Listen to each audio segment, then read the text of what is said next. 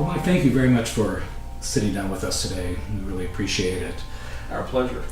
I want to also thank you very much for taking on this initiative. It's such an important one.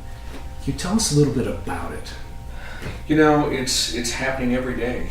We lost 2 more young people to suicide just this past weekend, Gary.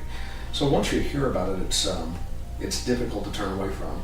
My wife and I have 3 children. Our oldest is 18, our daughter is 16, and then we have our youngest son who's 13. And they've all been touched in one way or another by suicide. They've known young people who have taken their own lives. And so it became very personal very fast. And just the frequency in which it's happening in the community made it something that we really felt like we should tackle. We need to initiate the conversation. Someone has to do it, so it might as well be us. And so obviously it's a very important issue, but I'm just kind of curious, and maybe you already answered this a little bit. There are so many issues out there, so many important things that have to be talked about.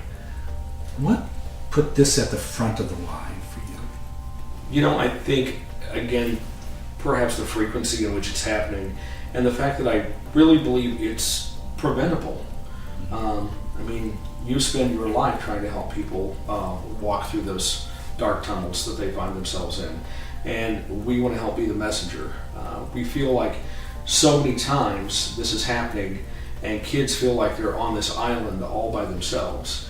And at some point we have to get the community talking about this so that they realize that they can come to us, that they can come to their friends, and that we are here to help them. And this is a moment of darkness.